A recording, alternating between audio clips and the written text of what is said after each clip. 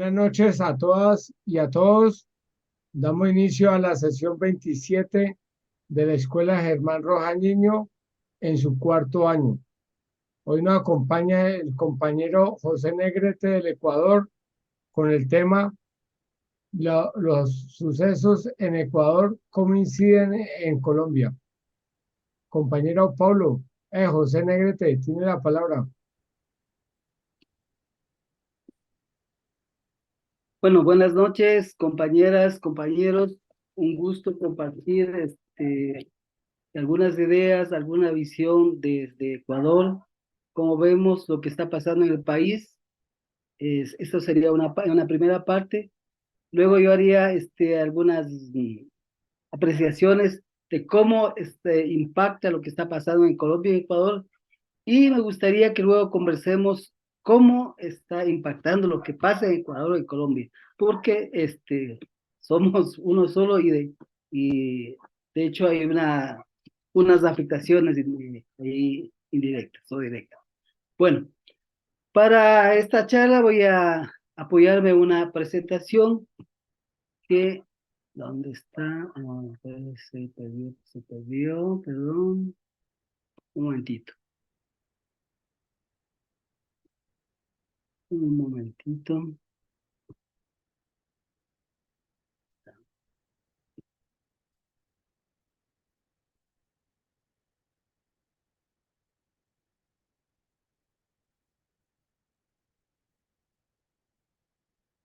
Ahí se ven. Pregunto,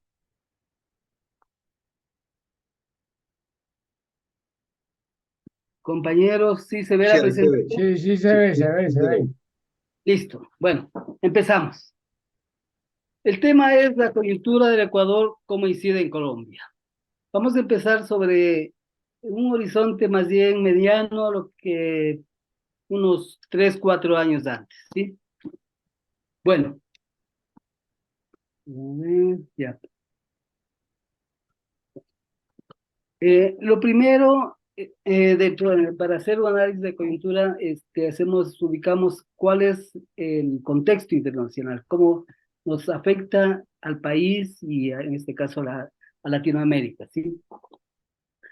Lo primero es, luego de la crisis de los gobiernos progresistas, hay un abandono de la presencia de la alternativa internacional.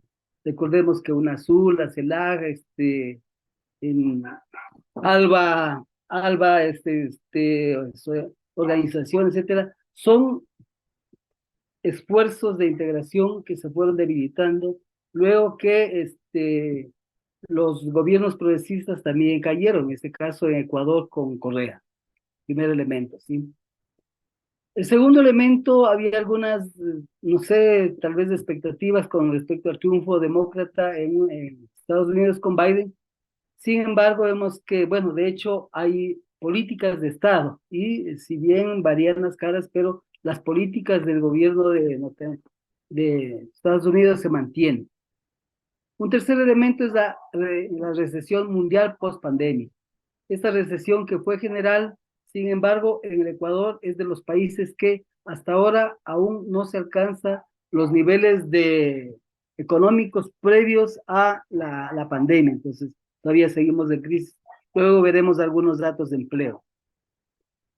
Un siguiente elemento son, si bien parece que había un nuevo crecimiento de lo que son el progresismo, vemos que hay conflictos sociales de políticos en Perú, en este caso ya cayó Castillo y tenemos ahí todo el proceso que se viene, ¿sí? Sin embargo, el triunfo en Brasil, en Colombia con Petro, son escenarios que eh, directa o indirectamente también inciden en nuestro país, ya que se plantea como posibles, digamos, como alternativas frente a lo que fue una situación más de económico de la derecha por parte ahí de Lazo, de Moreno también.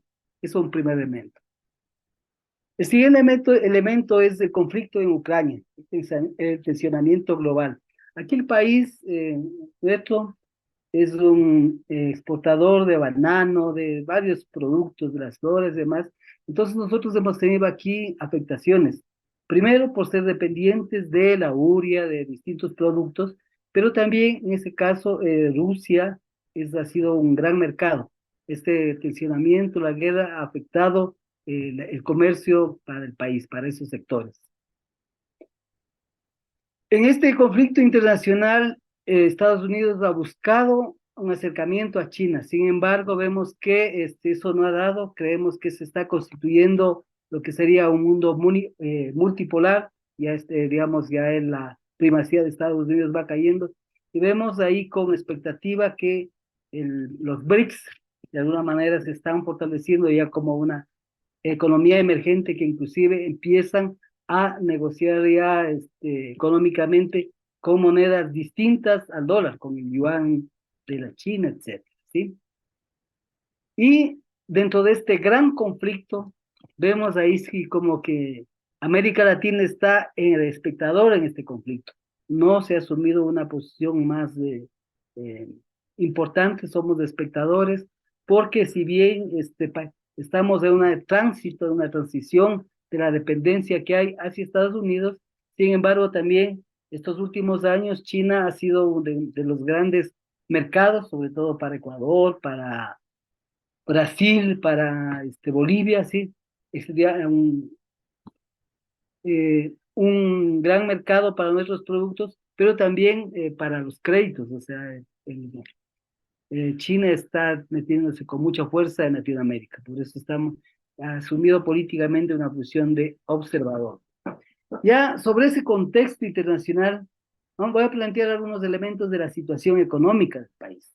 Aquí tal vez para que se ubiquen haciendo un corte en el periodo ya del progresismo de Correa, del 2008 al 2017, más o menos, hay varios elementos que permiten que ingresen más recursos al fisco, ¿sí? Pero también hay una política que permite esos recursos que dinamicen la economía del país, que se refleja en inversión pública, etcétera, etcétera, ¿sí? Luego de que se cambie de gobierno con Moreno, con Lazo, hay una reducción de estos flujos hacia la economía del país y vemos algunos elementos en este caso, ¿sí? Uno, el déficit presupuestario tenemos de 14.000 millones de dólares en el país, el más alto en los últimos 50 años. Para que se ubiquen, el presupuesto del país más o menos oscila entre los 32.000, 35.000 millones, o sea, es un déficit presupuestario altísimo, ¿sí? Y considerando que no hay inversión pública, gran parte del déficit, de lo que falta se ha estado destinando al pago de la deuda externa. Otro elemento, hay un endeudamiento agresivo en los últimos 4 años de 25.000 millones. Este endeudamiento agresivo, además, se ha ido orientando hacia la banca multilateral, al Fondo Monetario Internacional, con la aplicación de las recetas que ya sabemos, ¿sí? De todas maneras, hay que reconocer que en el tiempo de Correa hubo un distanciamiento con el Fondo Monetario Internacional y más bien se privilegió otros mercados económicos como el de China, como decía antes. En este momento estamos eh, ya bastante comprometidos con el Fondo Monetario Internacional. En esta situación, desde el gobierno, ha habido un esfuerzo grande por el impulso a los agronegocios. Es decir, hablemos del banano, de las flores, del brócoli, del camarón, etcétera. Sobre esos sectores ha estado orientada la economía, ¿sí? Y esto puede ser importante en el sentido de que genere divisas, ¿sí? Sin embargo, esto ha sido en desmedro de la agricultura familiar campesina. Recordemos que, según datos de la FAO, inclusive, nuestros países se abastecen para su alimentación entre un 70-80% de estos sectores. Entonces, con un modelo económico que privilegia las exportaciones, vemos que se afecta este sector, lo que afecta la alimentación de este caso de los ecuatorianos. Continuando con la situación económica, a pesar de que el país está dolarizado, recordemos que el país se dolarizó en el 1998, 99, no recuerdo exactamente. Sin embargo, a pesar de tener una economía dolarizada, la tasa pasiva está entre el 16 y el 19%, la tasa en los bancos, ¿sí? En, en las cooperativas de ahorro y crédito, la tasa perfectamente está en 25-30% en dólares, lo que hace cualquier emprendimiento entra con grandes dificultades, mientras que en Estados Unidos es el 3,55, en Panamá el 4,2, en El Salvador 5,7. Vemos que las posibilidades de la inversión son muy complicadas para los sectores medianos y pequeños, con tasas tan altas, ¿sí? El siguiente es la continuación de la mal denominada ley humanitaria. Esta ley se aprobó en diciembre del 21, ¿sí? Que es lo que preveía la eliminación de impuestos y varias cosas, pero también hay una cosa, desde que empezó el país a dolarizarse, uno de los componentes que ha permitido mantener la dolarización es el flujo de blanqueo de capitales, ¿sí? En esta ley humanitaria está metido la legalización de de mucho lavado de dinero. Entonces, son cosas que, por un lado, ha sido de los sectores más golpeados, ha sido la clase media, que ha subido inclusive 3 veces el impuesto a la renta, ha facilitado, por otro lado, el ingreso de estos capitales, digamos, raros, ¿sí? Y entonces vemos que hay un efecto medio complicado en economía, ¿sí? Por un lado hay un alto crecimiento en lo que es el sector inmobiliario, pero en términos de consumo de esas viviendas y tal, no hay, o sea, entonces claramente se ve que es un tema de blanqueo. Las remesas las remesas de extranjeros subieron en el 2017, que bordeaban los 2.500 millones a 4.730 millones en el 22. Vemos que casi se ha duplicado ya en este año. De hecho, y luego ya vamos a ver, hay una migración altísima del país que podemos compararle con la que fue la migración en el 2000.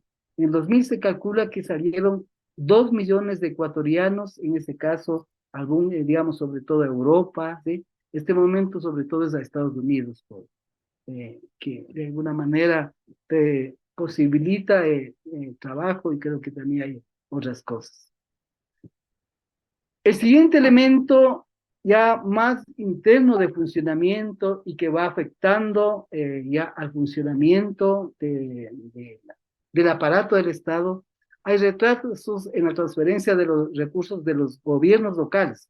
Aquí yo no sé en Colombia cómo se llame, pero los gobiernos de acá, locales de acá son las prefecturas, o sea, lo que de las provincias, estábamos hablando de las alcaldías y de las juntas parroquiales. Hay retrasos por más de 2.000 millones de dólares. Estos retrasos no solo están hacia los GATS, como está aquí, hay retrasos a los distintos sectores, a las universidades, al sector de salud, etcétera. Entonces, decía antes, por un lado hay un alto, digamos, de endeudamiento, pero lo que es el gasto social hay una gran reducción, ¿sí? Entonces, esas son las complicaciones que tenemos. Lo siguiente, y aquí es que vamos viendo, digamos, ya las complicaciones, el subempleo en el país es del 55% de la población económicamente activa, y el empleo no adecuado es del 32%.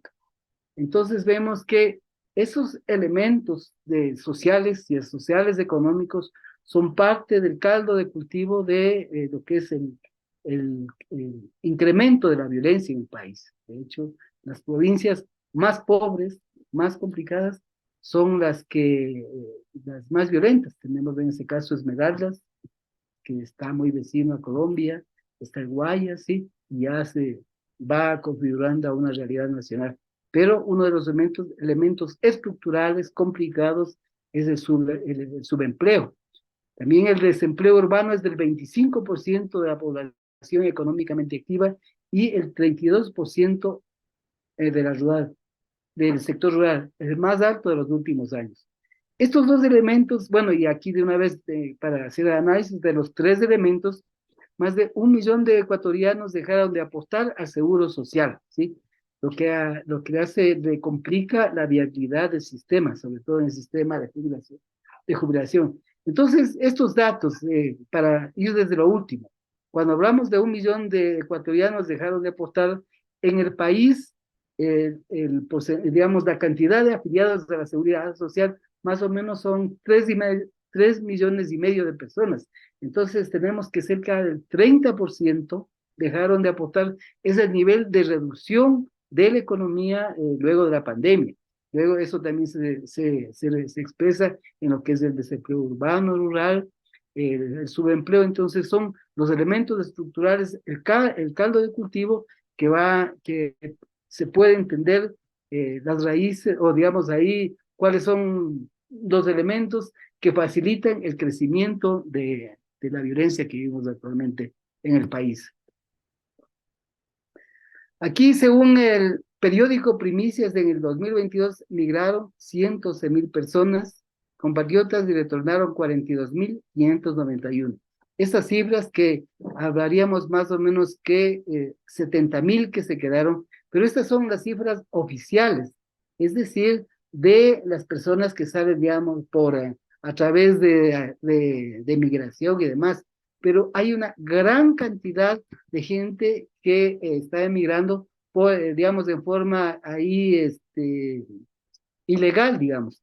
De hecho, de los sectores más simbólicos de la migración, el tapón del Darién, ahí pasando Colombia, digamos, de los datos que tenemos, la presencia de los ecuatorianos de este momento es de la mayor cantidad, digamos, de personas dentro de las distintas nacionalidades. Entonces estamos viendo un éxodo, digamos, un éxodo ahí general de la población que se expresa sobre dos elementos, digamos, la falta de trabajo, la pobreza y también la violencia.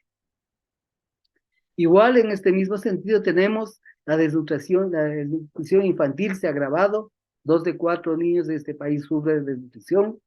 Los programas de inclusión que fueron la bandera de la época correísta han quedado únicamente digamos, en aspectos burocráticos. Todo eso se ha desmantelado, lo que es seguridad social, salud, educación, etcétera, etcétera.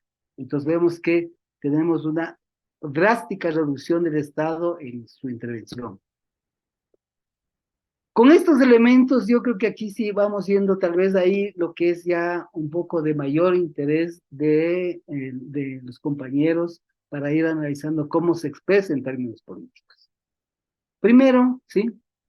Las Fuerzas Armadas y Policía siguen jugando su papel de dirigentes de la democracia. O sea, en el país, desde la época de Moreno, ha habido varias eh, acciones que en otros momentos hubieran provocado que caigan esos gobiernos. Sin embargo, han tenido un esfuerzo, un apoyo grande de las Fuerzas Armadas, de la policía, y de que son los medios de comunicación. Yo creo que ahí es importante que podamos ir analizando lo que pasa en Colombia, porque de hecho, inclusive ahí para que se pongan pilas, en el país que tiene una historia fuerte de movimientos sociales, de movilización, de participación, etcétera, etcétera, y que se ha llegado varias veces al gobierno, se ha llegado al gobierno, pero el poder se ha mantenido. En este caso, uno de los factores duros de poder, digamos, se expresa en las Fuerzas Armadas, en la policía, en los medios de comunicación. Entonces, ellos sí han seguido jugando ahí de manera dura, ¿sí?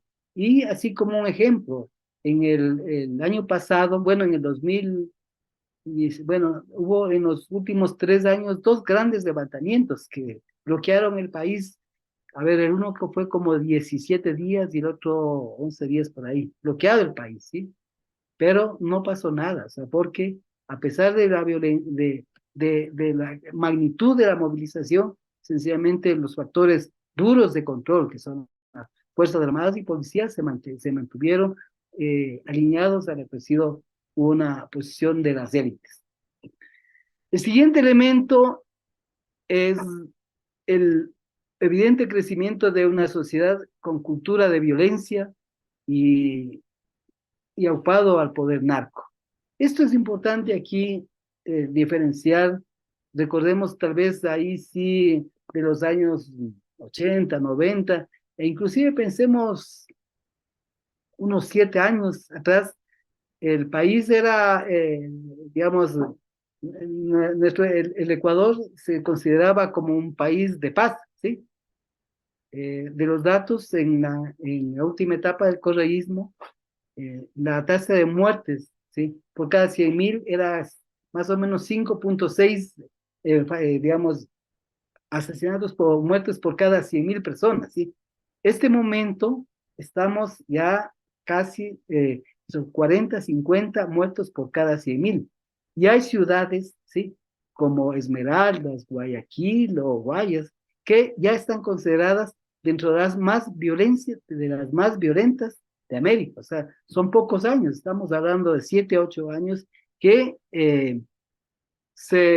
que este tipo de violencia se ha expresado y son cosas que en el país no hemos vivido. Tal vez quienes hemos estado un poco de cerca de lo que fue la Colombia de los 80, 90, 2000, más o menos se puede hacer paralelismo de lo que está pasando en este país.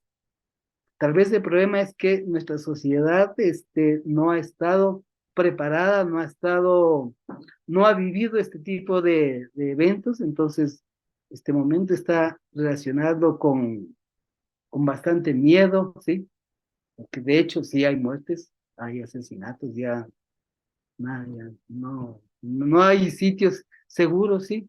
Entonces, para entender todo este proceso de éxodo que hay del país.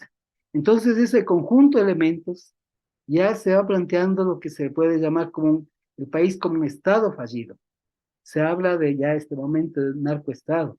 Recordemos que el Ecuador está Colombia arriba, el Perú abajo y más y con un país fuerte, digamos, de tránsito, se calcula que más o menos 800 toneladas de coca que viene de Colombia sale por país, igual, digamos, en el caso del Perú. Entonces, el Ecuador, por ser pequeño, sí, se convierte en un objetivo militar en el sentido de lo que son las, digamos, hay rutas de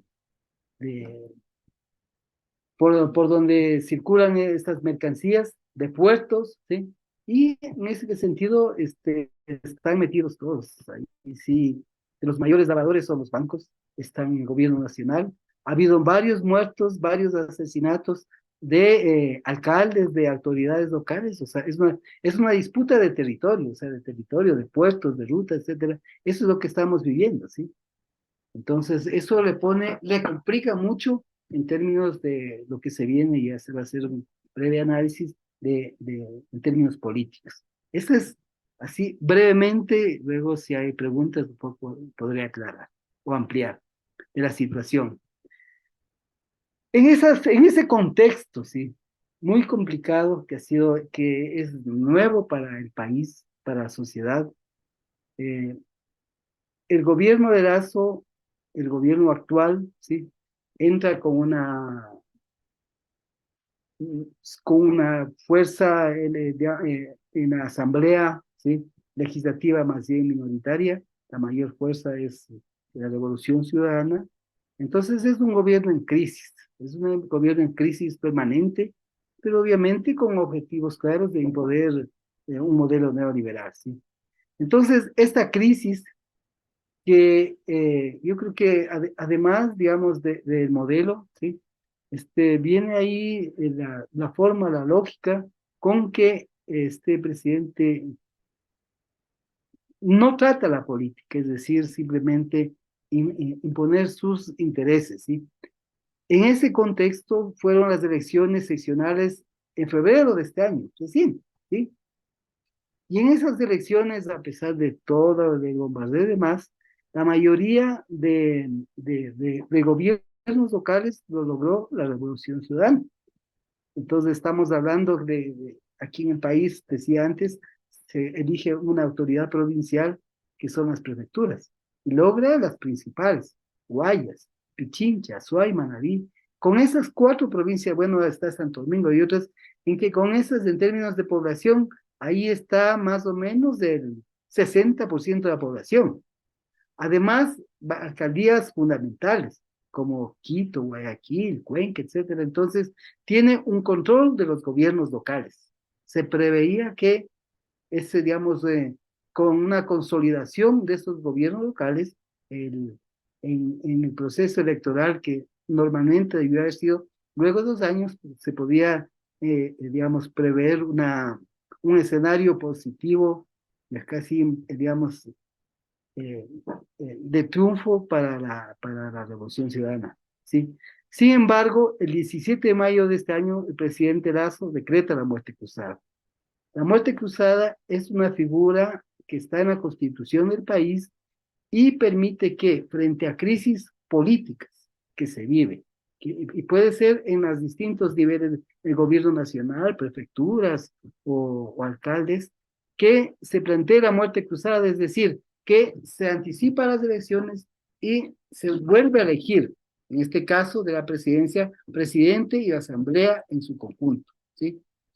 Estas elecciones se convocan, digamos, estas elecciones anticipadas que se convocan para este 20 de agosto, para mañana, no son por un periodo de 4 años. En este caso, para estas elecciones, las nuevas autoridades durarán sus funciones 1 año y medio, porque luego, cuando termine el periodo, digamos, se volverán a elegir nuevamente autoridades. Entonces vemos que tenemos frente a una situación de crisis política, digamos, de no poder imponer su modelo. Se convoca digamos, a esta muerte cruzada. La idea que tenían era que en este nuevo gobierno, digamos, el presidente, digamos, que está actualmente, pensaba que en estas 6 meses, son 6 meses, 6 meses de transición, podía gobernar por emitiendo decretos ley, es decir, ya, digamos, imponer lo que no había podido. Sin embargo, hay candados constitucionales y de hecho la Corte Constitucional, que es el que eh, revisa, digamos, la constitucionalidad de estos decretos ley de emergencia, simplemente no le ha permitido y únicamente ha logrado pasar un decreto ley, porque la idea, para que nos ubiquemos, en el caso del país, en un proyecto de ley económico que pasó, inclusive planteaba todo el proceso de privatización hasta las cárceles, entregar todo. Ese es el modelo que quieren poner por eso, ¿sí? Ya en este contexto, que es de emergencia, no muchos, nada, yo creo que nadie se esperaba, ¿sí? Se presentaron 8 candidaturas presidenciales. La Revolución Ciudadana presentó una candidata mujer, Luisa González. La derecha se divide en cinco candidaturas de distinto tipo, desde un mercenario, por decir, digamos, ahí, que él pone como su elemento fundamental de la hoja de vida haber sido mercenario en las distintas guerras de Europa, en África, etcétera, etcétera. Así estamos, y así, bueno, de distinto tipo. Son 5 candidatos. El movimiento indígena dividido presenta una candidatura que no es auspiciada por Pachacuti, ¿sí? Entonces, vemos que el, esta, estas elecciones permite ver la debilidad del sistema de partidos. ¿Sí? De hecho, la única candidata que es parte, digamos, que representa a una organización política es Luisa González. El resto son personajes que aparecen de momento y los distintos partidos los acogen. Entonces, hay una gran debilidad del sistema de partidos. La campaña muy corta, me parece que aumentaron un poco, al principio era 8 días, pero creo que subieron a 15 días, ¿sí? Sin embargo, la actual campaña ha sido una de las más violentas de la historia del país, o nunca, ¿sí? hay un candidato presidencial asesinado, ¿sí? Hay varias autoridades electas asesinadas, sobre todo, como decía antes, alcaldes de las provincias claves, como por ejemplo Manta, el puerto de Mantes, sí, igual caso de cantones cercanos a Guayaquil, ¿sí? Todo ese conjunto de elementos plantea que hacia la población un escenario de miedo, de terror en la población. Entonces tenemos eh, partidos políticos debilitados, cogiendo candidatos ahí que asomen, ¿sí? Hay asesinatos de dirigentes, de autoridades, y en ese escenario, la población va a elegir mañana. ¿Qué otro elemento tenemos? ¿Sí? Supuestamente, lo lógico debería ser que tanto la izquierda, el movimiento indígena y la revolución ciudadana se podrían y deberían aliar y ser una mayoría contundente, aplastante, ¿sí? Sin embargo, no se ha logrado establecer acuerdos electorales. Participan en la campaña divididos. Esto ya vamos a ver, digamos, las consecuencias que creemos que va a tener de ahí, sí, sin hacer de pitonizo de mañana vamos a ver los resultados, ¿sí? Entonces, se presentan divididos. Tal vez ahí, sí, hay, me parece que exceso de confianza de unos, como en el caso del codeísmo, que desde los resultados en las elecciones de gobiernos locales pensaban que iba a arrasar en las elecciones nacionales y no establecieron alianzas con nadie, ¿sí? El segundo elemento, ya más en términos sociales, las organizaciones sociales debilitadas y divididas. No hemos logrado avanzar en procesos de articulación, participan en varias organizaciones políticas profundizando su crisis.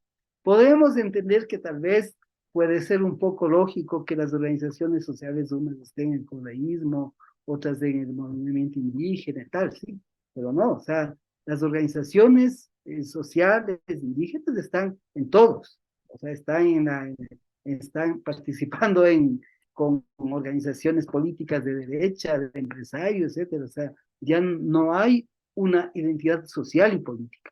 Y eso creo que va a pasar factura en mediano plazo, aunque ya veríamos desde un proceso de debilitamiento. Sin embargo, un elemento en este contexto tan complicado, un elemento yo creo que es esperanzador es, en el país mañana se van a hacer dos consultas.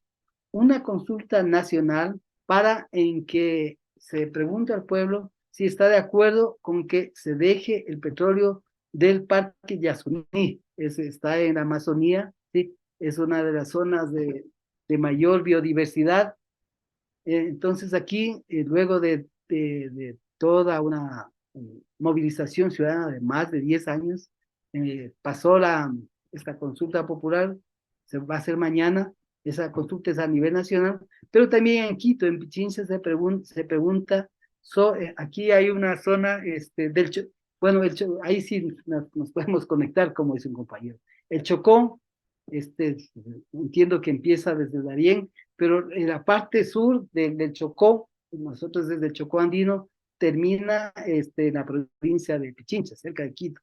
Entonces aquí hay una consulta de varias parroquias en el que se plantea que no se permita la minería metálica.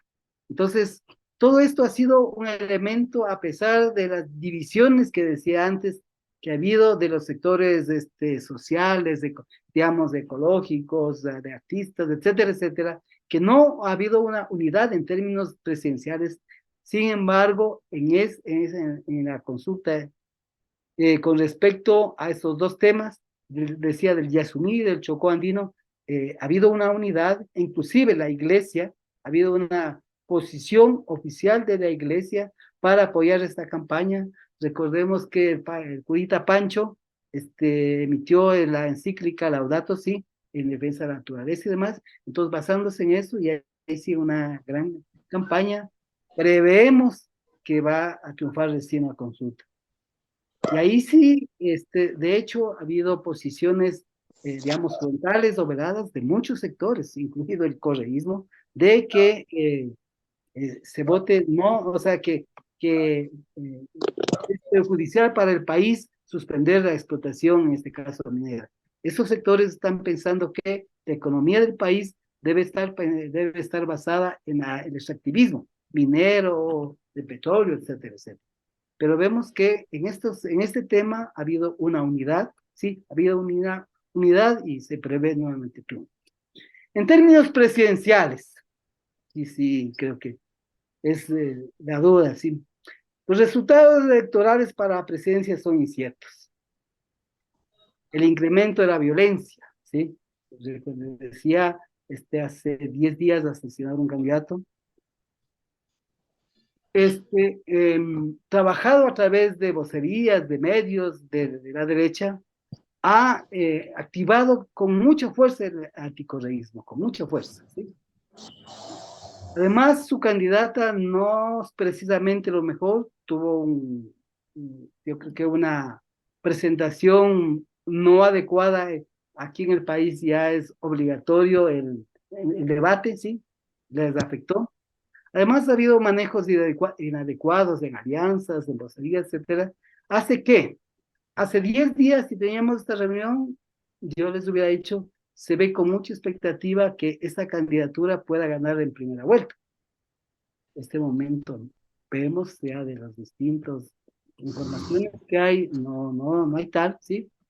Entonces, este momento, la Revolución Ciudadana ha sido golpeada, ¿sí?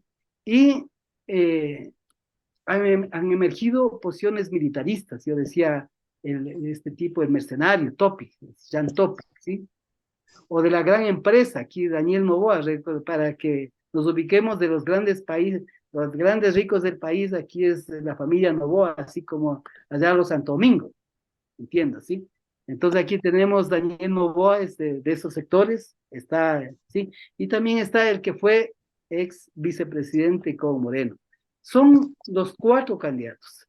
Ahorita decir, no sé, que va a ser, cómo va a ser la segunda vuelta, me parece eh, es muy difícil prever. O sea, ahí sí, el país está jugándose mucho por las emociones, ¿sí? Una de las emociones duras es el miedo, que por eso es que emergen con fuerza posiciones militaristas. Entonces, ese es el escenario que estamos viviendo, ¿sí? Muy complicado en términos tanto, decía, económicos, sociales, políticos. Es bastante similar a lo que se vivía en Colombia en los 80, 90, ¿sí? Pero la cosa es que aquí en el país, con una sociedad que no entiende, no ha vivido estos procesos, con mucho miedo, con el poder, ¿sí? Los sectores poderosos, digamos, además, o sea, han ido trabajando con legitimidad, con dificultades de los que deberían ser, digamos, aliados naturales para unirse. Entonces, ese es el escenario que tenemos. ¿Qué se puede prever? Lo que se puede prever es que estos resultados van a marcar la cancha por varios años. O sea, si bien estas elecciones se va a elegir presidente por 1 año, 8 meses, 1 año, sí, 1 año y medio, ¿sí? Esto va a marcar la cancha por bastantes años, porque el tema de la violencia, del narcotráfico, de las economías estas raras, más bien está en un proceso fuerte de asentamiento frente a una debilidad de la economía real, de la institucionalidad. ¿Cómo, yo les diría, cómo ha sido la afectación de Colombia más bien hacia Ecuador? Uno de los elementos utilizados por los medios ha sido, bueno, ahí sí, hacer un paralelismo de lo que pasa con Petro, de la corrupción, o sea, todo eso pasándose al país. Entonces, más bien para ir acabando cualquier posibilidad de triunfo, ¿sí? Y además, ahí sí, para recordarles que por el anticorreísmo que está asentado en el país, se ve que si no hay un triunfo en la primera vuelta, es muy difícil ganar en una segunda vuelta, porque en la segunda vuelta se juntan todos contra una opción progresista, digamos. Ese es el escenario que vivimos, ¿sí? Un escenario complicado, estamos como cuña frente a estos, digamos, a Colombia, Perú.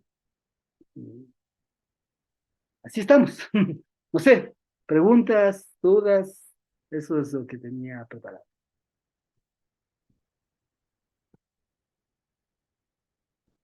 ¿Alguna compañera o compañero quiere hacer alguna pregunta?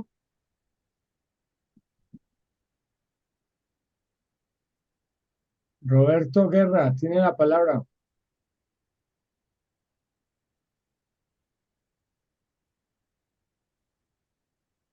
¿Me escucha, Roberto? Sí, le escucho. Muchas gracias. Yo quisiera comentar desde qué punto voy a hacer un comentario para adicionar otros elementos a la edición de José Negrete. Y es que, pues sí, tuve la oportunidad de vivir en Ecuador 26 años hasta el 2020. Fui coordinador de la Defensoría del Pueblo en la época de Carrión y también estuve como director metropolitano de bienes inmuebles y gobierno de Rodas. Eh, y estoy muy cercano, obviamente, a la embajada colombiana y logro uno entender unos hilos que yo pondría aquí para sumar a este análisis. Yo diría que hay que subirse un poquito más al balcón latinoamericano. Primero, en Estados Unidos, ese estado profundo globalista y en bronca con la otra fuerza de los republicanos está en pelea en Estados Unidos, que probablemente no se pongan de acuerdo y entren en un conflicto. Todos esos conflictos al que más está afectando, pues está afectando a Latinoamérica, pero digamos que en estos momentos Colombia está en un ojo eh, y hay que revisar eso. No es para destruir a Colombia, porque el neoliberalismo y este capital globalista necesita en estos momentos este proceso de Gustavo Petro para darle un reinicio a ese reseteo financiero. Esto lo vemos acá. Primero, cuando estábamos en Ecuador, vimos la posibilidad de que Petro ganara. Lo veíamos con mucha posibilidad y como que era necesario, porque pues Lenin había traicionado a Correa, pero no es un tema de que Lenin traicione, sino que todo este aparato lo pone a jugar un rol para desestabilizar a todo el Ecuador y obviamente ahí se une los medios de comunicación y la justicia, que es un formato latinoamericano para dar golpes de Estado blandos en teoría, pero arrancan con desestabilizar el país. Entonces quedó Petro. Acá tenemos cosas positivas. Primero tenemos una justicia transicional surgida del acuerdo de paz que Duque lo bombardeó, pero digamos que hay un atraso de 4 años, pero Petro lo implementa, lo está implementando. Y aquí surge algo que ya estaba negociado antes y es quién se va a hacer cargo del lavado de dinero de las FARC y el ELN y el, y el narcoestado que estaba. En eso era la participación de Estados Unidos.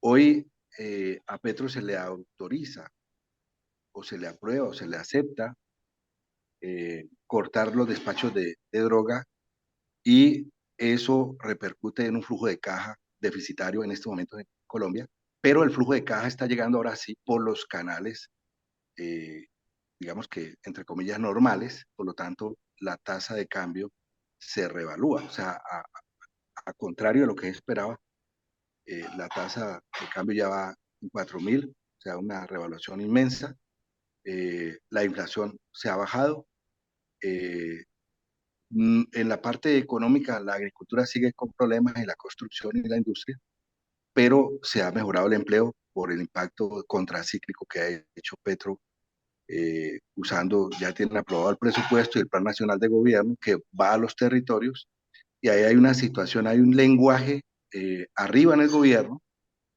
y hay un lenguaje para las bases que ahorita se retoma.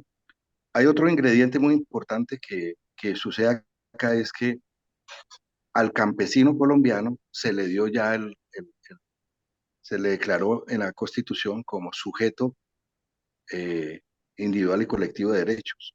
Eso no estaba, por lo tanto las masacres de campesinos no importaban. Sí tiene acá derechos constitucionales, digamos, como sujeto de derechos, los indígenas, los afros, los gitanos y incluso los ríos y algunas cosas, y ahí se está apoyando un poquito este proceso. En, en, ¿Y qué ha sucedido con Ecuador? Que esta situación se ha ido pasando ya más fuerte en el Putumayo y pasa al Lago Agrio, y por ahí sale todo el tema y ya Ecuador dejó de ser un país de tránsito de dólares y de lavado a ser un país también de exportación. Y se instalaron las bandas allí, ¿no? Nueva generación como Cartel de Sinaloa en los territorios. Eso no lo pueden hacer sino con todo el aparataje cooptado de las fuerzas militares, igualmente del gobierno, de la fiscalía, de los órganos de control, que es lo que está Colombia metido. Colombia está cooptado totalmente. La fiscalía defiende al clan del Golfo, lo defiende y defiende toda la estructura. Y entonces aquí hay un elemento importante que hay que también considerar, que es Odebrecht. Odebrecht que acaban de condenar por 80 millones de dólares al Grupo Aval, que es el banco más grande, por sobornos de 28 millones de dólares. Y ellos han hecho un acuerdo de aventar las dos campañas de Santos y de Zuluaga para no caer como banco. Es un banco que, a diferencia del Ecuador, aquí los bancos invierten en todo. Tiene 30 y pico mil de tierra, tiene empresas, hace carreteras. En Ecuador, por lo menos, la banca la frenaron un poco eh, para meterse en el sector real, pero no controlan los medios. Acá también los medios todos están en esa óptica y evidentemente es todos contra Petro, no quieren dejar, pero hay una cosa interesante acá y es que la pelea en el Congreso este 24 de agosto se pasa, en vez de pacto histórico, a un acuerdo nacional, que era un acuerdo que venía trabajando desde muchos años, de hacer o sea, es como hacer un acuerdo amparado en la Constitución para hacer las reformas, que participen todos, incluyendo el sector real y menos los mafiosos, que eran los que estaban sucediendo. Culturalmente aquí pasó algo que también se le advertía al Ecuador que le podía pasar, y es que los mafiosos en Colombia fueron empezando a meterse en política y pensando como políticos, pero a la vez los políticos empezaron a pensar como mafiosos. Entonces, la cultura acá para negociar cualquier cosa es una cultura mafiosa, de los contratos, los sobornos, de la justicia, del juez que se compra, de las tierras, eh, todo. Y eso le fue pasando a Ecuador, o sea, fueron todo el tiempo de Lenin y el tiempo de Lazo, eh, destruyeron lo que se había hecho en Ecuador y destruyeron una cultura. Ahora, acá, ¿qué se prevé que pueda pasar, digamos, positivamente? Yo lo miro por el lado positivo, que el Banco Aval, el Grupo Aval, es probable que se quiebre, que lo declaren pues como lavador de dinero, que habían unos temas, y los gringos, como eso es un lavado de dinero hecho con dólares, entonces lo van a juzgar en Estados Unidos, y muy probablemente por tener fondos privados de los trabajadores, es un tema de interés nacional. Todos esos fondos, los fondos privados, están en el exterior. No los pueden traer porque la banca exterior se está quebrando. Entonces, el Banco Aval es muy probable que termine en manos de un banco gringo o de la Federal Reserve y con eso controlar el Banco de la República, que ya lo tienen controlado, pero sigue en pesos.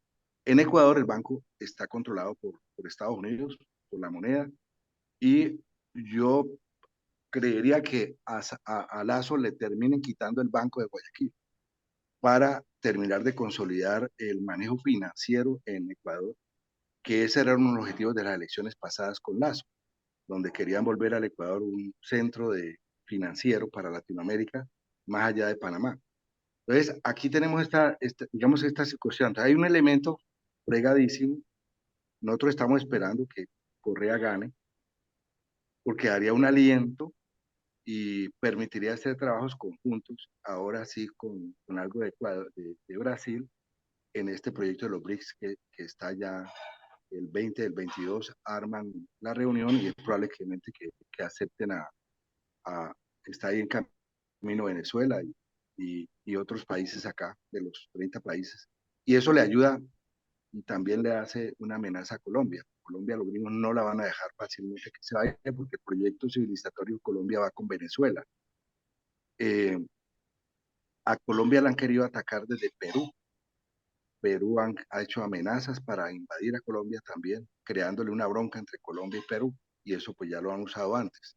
Recuerden ustedes que cuando hubo la paz con Ecuador, los Estados Unidos dieron la orden que los militares subieran a la frontera norte, y ahí Uribe empezó aparentemente a atacar a las FARC para hacer yunque y martillo en la frontera norte, pero el objetivo era hacer un evento como hicieron con Reyes para desestabilizar el Ecuador y dañar la relación que venía teniendo Ecuador con Brasil y China en el eje Manta-Manaos y crear un ambiente allí que Uribe lo desestabilizó ese tema y también empezó a crearle problemas a Venezuela en ese proceso.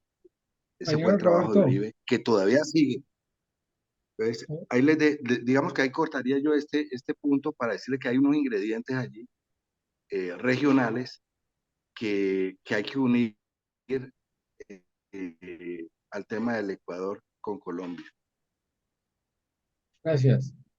¿Qué otra compañera o compañero quiere hacerle alguna pregunta al compañero José Negrete?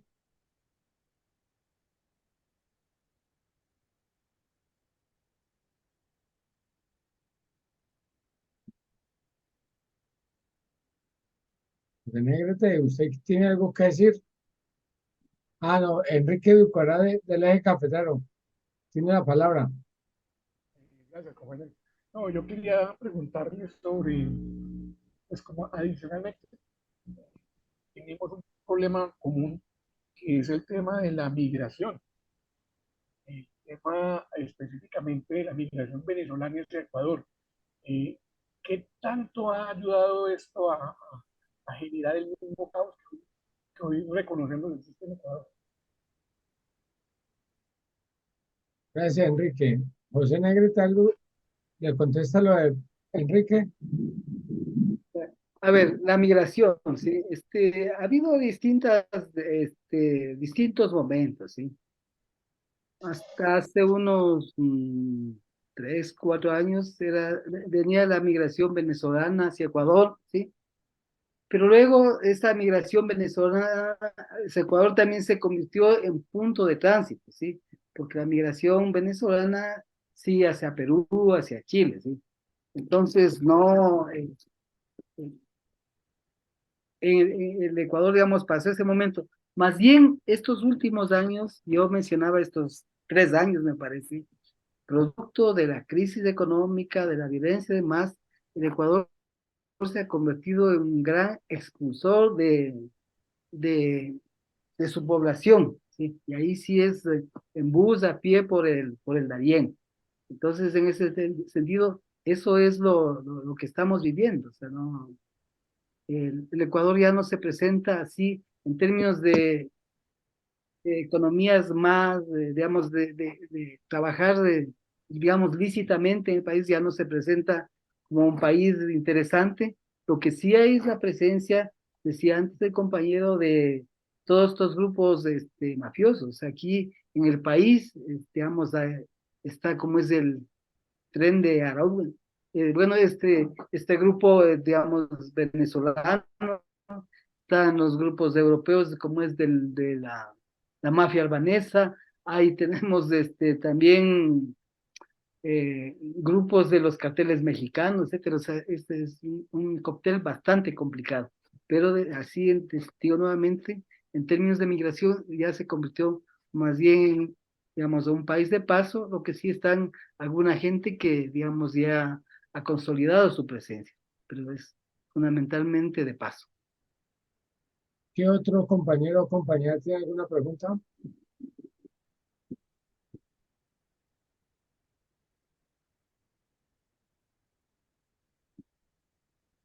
Saludamos al profesor Javier Fallá, a Iván Realpe.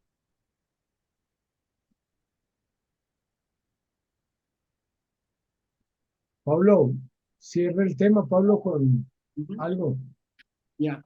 A ver, yo quisiera tal vez, yo he estado participando en las distintas escuelas y un poco la lectura que hay de los compañeros sobre el proceso en Colombia, sobre el proceso Petro. Yo quisiera y ahí compartir un poco en síntesis lo que es la experiencia del país, los aprendizajes y espero que no les pase eso, lo que nos pasó a nosotros. Rápidamente, ¿sí?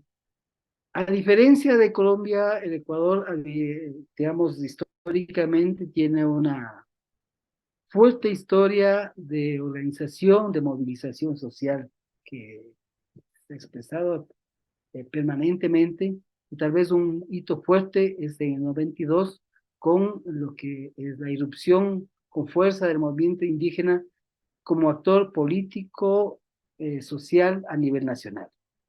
Bueno, entonces, en el país la realidad que vivimos es todo un acumulado histórico. Ese acumulado histórico fue jugando y logró triunfos y derrotas también en distintos momentos. En el 94, ¿sí? Los movimientos sociales, campesinos, indígenas, triunfamos con Lucio Gutiérrez en alianza, ¿sí? Yo digo, son triunfos, pero también derrotas. En el 96, 97, ahí sí, en un primer momento, en alianza con Correa, se logra todo, se inicia todo ese proceso histórico. Y ahí sí quiero, no sé, compas, ahí decirles ahí, como dice un compañero de corazón, como organizaciones sociales, ¿sí? Tenemos una agenda, tenemos una propuesta, ¿sí? Hay compañeras, compañeros que pueden representar, de hecho, digamos, dentro de la disputa política, un referente, ¿sí? Pero no podemos, compañeros, de ahí sí les digo con fuerza, no podemos hipotecar, ¿sí? El sentido de la organización social sobre, digamos, estos compañeros y compañeras que pueden ser muy de buena voluntad, muy lúcidos, porque las razones de gobierno, ¿sí? Son distintas de las razones sociales. Y les digo ahí sí, nosotros desde el 2008, ¿sí? Hasta el 2014 por ahí, nos pasamos aplaudiendo a Correa. Sí, claro que hizo algunas cosas interesantes, pero hay otras cosas que no son así. Y una de esas cosas, compañeras, compañeros, pónganse en pilas, es, bueno, y obviamente hay culpa de todos, es el debilitamiento, el desmantelamiento de la organización social que fue el, el corazón, el centro fundamental de la disputa política en el país. Así rápidamente les recuerdo que en el país no se logró privatizar el petróleo, no se, o sea, tenemos, digamos, todavía sectores estratégicos y demás, es en base a la lucha social. Acá todavía tenemos una seguridad social que es manejada desde, digamos, desde el Estado, con participación, fundamentalmente desde los afiliados y demás. Eso se logró con paros nacionales de 3 semanas y demás. O sea, en que el actor fundamental fue la sociedad.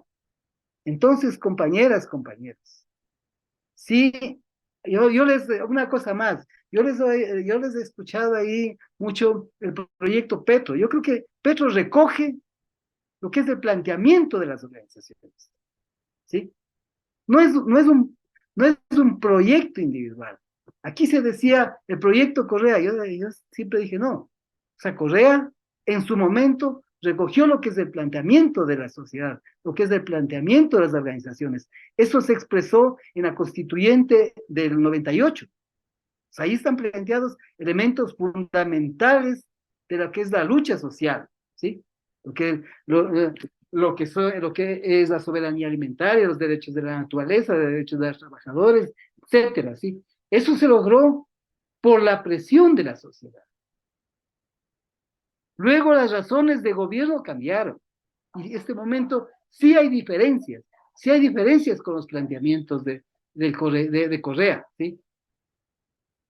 Y es por eso, entonces, en ese sentido, compañeros, creo que la mejor forma de ayudar a un líder, ¿sí?, es planteando, siendo críticos, ¿sí? Creo que es necesario mantener la autonomía de las organizaciones.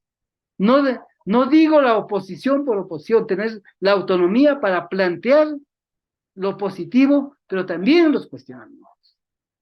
Ese aprendizaje nosotros lo vivimos ahora y es un momento complicado, yo les decía.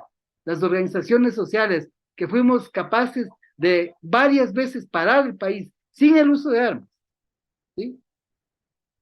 Fuimos capaces de levantar el país, capaces de parar procesos privatizadores duros, capaces de parar lo que fue la entrega de sectores estratégicos y demás. Este momento estamos debilitados. Y uno de los elementos que jugaron es una lógica que se planteó ahí, que no era la organización, no era la comunidad, era el individuo. Entonces, yo les digo, compañeras, compañeros, creo que sí hay que apoyar esos liderazgos, pero no puede ser con un cheque en blanco. Creo que lo fundamental es ser críticos. Creo que la mejor forma de ayudar es planteando críticas positivas, ¿sí?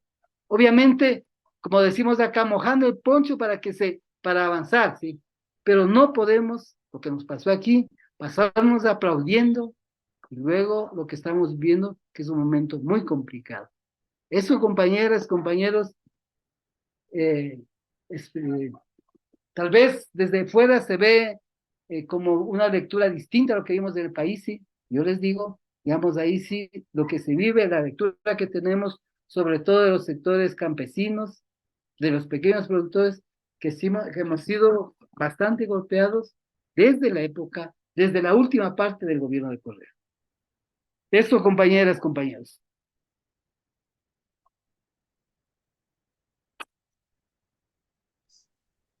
¿No te escuchan? Muchas gracias, José Negrete. Le pido a los compañeros y compañeras que enciendan la cámara. Discúlpame una preguntita Sí, Ulises, eh, para José Negrete. decila, decila. Lo que pasa es que, ¿qué crees que pasó con el proceso Correa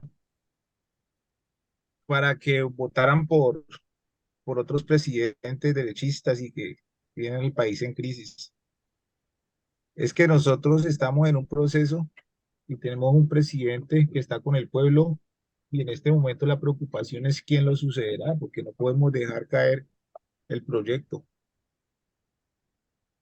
Pero Gracias. yo te voy a repetir una frase que dice un compañero, ¿sí? Podemos tener, digamos, de hecho, yo creo que Correa es un tipo lúcido, ¿sí? Muy trabajador, ¿sí? Pero yo creo que el mayor error es, como dice, hacer todo para el pueblo, pero sin el pueblo, ¿sí? Entonces, si no hay una sociedad, ¿sí?, que respalde activamente, que respalde críticamente lo hecho, sencillamente la memoria colectiva es muy frágil, ¿sí? Y de hecho es muy, o sea, yo creo que para mí, ¿sí?, se vació, se debilitó el elemento fundamental que era el nexo con las organizaciones sociales. O sea, ahí, ¿cómo podemos entender que en 2 años, ¿sí?, prácticamente le desarmaron la derecha, le desarmó toda la estructura coleísta, ¿sí? O sea, desde todo lo que es las instituciones estatales, pero también, o sea, bajo esta lógica como decía, manos limpias, corazones ardientes y no sé qué más, de construir organizaciones alternas, ¿sí? Resulta que todo ese acumulado social que decía fue construyendo, este momento está con la derecha directamente, ¿sí? Entonces, a lo que voy es, ¿sí?, digo nuevamente, ¿sí?, como lo que se haga, ¿sí? A mí me parece, yo de lo que he visto, de lo que he escuchado, Petro creo que está haciendo cosas interesantes, pero debe haber un fuerte nexo con la población, con la sociedad.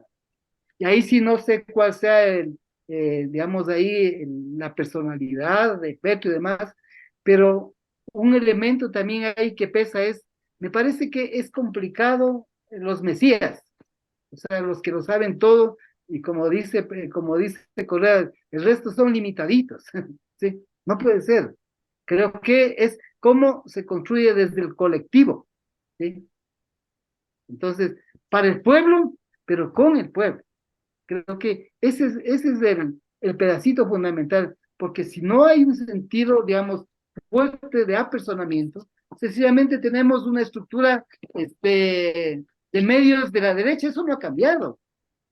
Eso tenemos en el país, tienen en Colombia y demás, si no se logra, digamos, una politización de la sociedad. O sea, tal vez ahí esto es fundamental. Miren, en el país se entregaron, no sé, digamos, 40.000 casas, 50.000 casas, por decir algo, ¿sí? Pero si no hay no hay una politización, es decir, que la gente sienta que su derecho y demás, ¿sí? Sencillamente es bienvenido, gracias, y nos vemos para la siguiente para ver quién ofrece más. Entonces es la politización de la sociedad. Tal vez un último elemento, miren, de los sectores que más crecieron en la época, en los 12 años, es el sector de la clase emergente, de la clase media, sobre todo anclada en lo que es el sector de la burocracia, ¿sí? ¿Saben cuál es el principal sector opositor del correísmo a muerte? ¿Sí? Es ese sector. O sea, es involucrar desde una lógica técnica, tecnócrata, sin una visión política. En las últimas etapas del correísmo, ahí hubo levantamiento, lo que llamamos el levantamiento de la Nutella. La Nutella, entiendo que también se conoce ya de este chocolate importado, además, ¿sí? Sencillamente, Correa en su momento planteó que era necesario hacer digamos, una estrategia política para evitar que los recursos, los dólares salgan, como estamos dolarizados, y se consuma lo nuestro, ¿sí? Entonces, ellos, el sector que fue impulsado por el correísmo, desde una lógica tecnócrata, entendió que eso era afectar contra su libertad, y ahí tenemos, ¿sí? Entonces ahí es necesario hacer las cosas para el pueblo y con el pueblo sobre una politización. No digo un adoctrinamiento, una politización, entender, digamos, sobre una ubicación de clase. Entonces, yo creo que eso es fundamental. Dar por dar, eso no soluciona. Eso. Gracias, José. Muchas gracias. Ahora sí le pido el favor de que prendan la cámara para despedir a nuestro invitado, que es de la escuela, pero hoy está en el papel de invitado.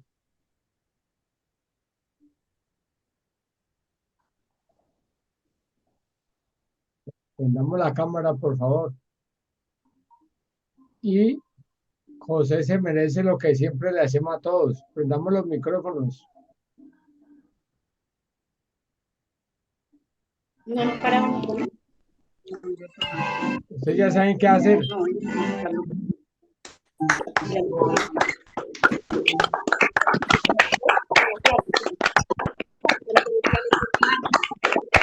José Negrete, le damos las gracias por compartir con nosotros estos minutos y gracias por todos esos elementos tan importantes Gracias, que José. nos dio.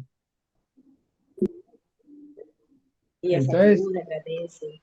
para terminar, compañeros, quiero que vean eso que voy a compartir. ¿Lo están viendo? Presente. ¿Lo están viendo? Hey, ¿están viendo la pantalla? Sí, sí. Son todos para los nuevos que están hoy.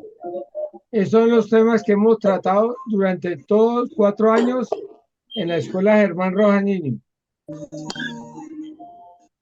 Lo pueden buscar en YouTube como Escuela Germán Rojas Niño. Venga, tío, venga.